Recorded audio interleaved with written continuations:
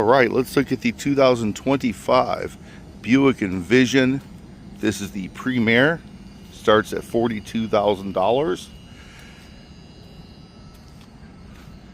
Bought this a week ago, and I have about 250 miles on it now. I really like the rims. I intentionally chose this gray because I wanted to look kind of timeless and classy. I do like that it has the LED illumination. You have to kick quicker than that. The back will open up. It's a decent amount of space back here. Typical SUV arrangement. Let's go to the inside. The back seats. Sorry, I locked it. Decent room. I'm 6'2", I can fit back there. Of course, I have the seats further back up front. It does have leather appointment. LED LED ambient lighting throughout, as you can see on the door. It's just a really cool place to be. Sitting here, turn off the... Go ahead and start this up. It does have power seats, full toys and gadgets and such. 30-inch screen, which is really an amazing screen. I really bought this vehicle because of the tech. Not only am I getting all the stuff like pedestrian, emergency stopping, lane assist, adaptive cruise control, rear braking, side braking, all the safety stuff. I'm getting a lot of tech. With that tech, like I said, you get this 30-inch screen. I think I'm moving a little bit too quick.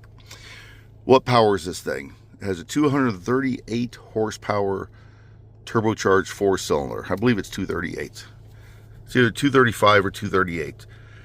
Runs on regular gas. You don't have to have premium. It is all-wheel drive, which I think for $42,000, that's a good price. I paid $37,000 because I got a little bit of military discount, a customer leaving one brand to another $1,000 discount, and then negotiated the price down a little bit more. Landed at $37,000, and I thought that was very fair. Aesthetically, my bottles out of here. It's a nice looking vehicle. I do like the piano black. I like that it's not overkill. We have inductive wireless charging. I'll just read that soft touch. This is my key for the car. I traded and I got to take it to the dealer. Have the split box here. I love the fact that there are controls, tactile button controls for your climate system. But let's say you want to go and have that on the screen. You can do all the stuff from the screen as well. It's a bit redundant, but I like this. If the screen ever dies, I feel like I can still control it. Or if I'm driving, I don't have to navigate on a screen. I can just go tap, tap, tap. There's so much this thing can do. As Google Assistant, I love the fact that for the first time ever, I have a car that not only has the top-down camera system, the 360, but it also has the ability that when you're driving down the road, you can have the cameras on all the time. It's not just on when you're in reverse, and I think that is superb. If I'm in a parking lot and I want to see how close I am to the line, I can do that, and I don't have to manually go in and turn the camera on. I mean, you have to make sure it's on the screen, but it stays on the entire time you're driving. The next time you get in the car, it will pop up again, and that's awesome. Another great thing about this vehicle has heads-up display, as you can see there. Very nice looking dash. It's not just two screens glued together. It actually, where you think in the middle where it might be a dead spot, Nope, that's not dead spots. That's where your notifications come. Okay. Phone connectivity.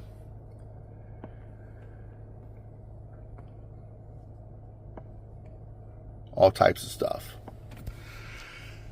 Okay, I think the highlight of this is I love the navigation. Let's say I were to turn on the navigation, just voice control it. Navigate to Starbucks. There's a Starbucks 1.8 miles away. Navigate to that one? Yes. Now, this is not using Android right now. I mean, it's using Android, but it's not using Android Auto. This comes built in with Google Android running, which is nice. So I have my navigation, turn by turn, I mean overhead here, turn by turn here. That also shows up in the HUD. But you can tap this button here, change the screen, and import this to over here. But it's different. This is more the traditional, what you're going to use, perspective versus just a straight overhead. But let's say you want, okay, you go back, or we'll bring that back in, and then you want to be able to still have control of your music and have the navigation, or you just want the music up here. I mean, there's so much customizing that you can do with this.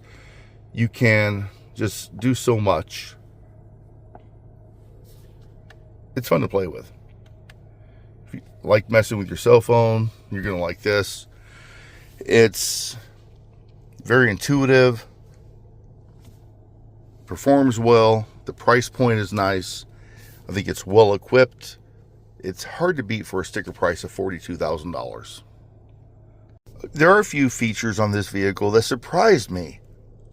I didn't realize that it had automatic tinting rearview mirror, which is nice. Past couple years, I've noticed that car lights are so bright now, they blind me in the rearview mirrors here. These automatically tint as well, both sides, and that is superb. Also, if you put it into reverse, you could program them to automatically tilt down. Then when you go back into drive, they return. Very nice. So heated, blind spot indicators, auto tint, and tilt down. It's pretty good. One of my other favorite features is I've always hated getting into a hot car. Even if you start your vehicle when you're leaving the store, by the time you get to the car, the air conditioner hasn't run long enough to really cool it down. So it's nice that with this you can just unlock it, hold it for a few seconds, and all four windows will go down, allowing all that hot air to leave. I also like that the rear windows go all the way down. Another little feature that I think is nice is, of course, has the Buick scuff plate. I put smart liners in. So other than that, don't know what else to tell you. I think it's a good looking vehicle. I bought the base model. The only featured or option that I paid extra was the color. It's $495. I thought the vehicle looked nice in black, but I don't want to deal with keeping a black car clean. I didn't want another white car because then it would look like a rental. I didn't like the red and some of the other colors that they had, and the blue just looked kind of generic. I happen to think that this color gray with those rims, you gotta remember this has some black trim and such. You kind of want to hide that and disguise it, and I think it fades with the gray and has a very nice cohesive look. Does have those like fake looking exhaust tips, which I think they look kind of nice. Nice lighting in the back.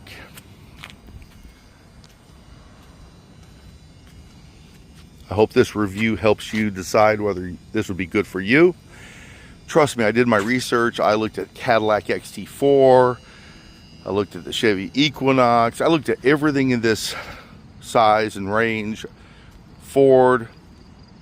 even looked at Mercedes and BMW, because they have some Mercedes and BMWs that start in the 40s, so it was within my price range. I opted to go for this because instead of spending $50 on a car and getting less, I was able to spend about $37. And yes, it does have a 5-year 60,000 mile warranty, bumper to bumper. I pay a little extra for the coverage. So, any critiques? Yes, I think the brakes are a little bit soft. Not that it doesn't stop properly. It's just, I feel like they're just very soft. It's a soft pedal. Not spongy and mushy, just soft. But then again, I'm coming off of a year and a half of driving a Ford Escape hybrid with regenerative braking. So that could be just part of my reconditioning. Also, another little complaint that I have is, I think the shifter is kind of bizarre. You're supposed to pull it back and then push it up. But when you're sitting, it feels like you're moving forward to go in reverse. Or you pull it back and pull back to go into drive. And that just seems counterintuitive. Should be the other way. So that's 2 small complaints I have. And the braking is something I'll get used to. And I'll get used to that as well. So, I don't know how much more I can say about this vehicle.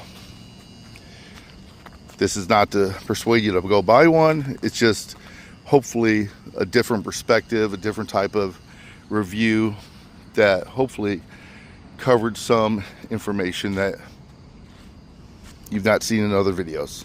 Have a great day.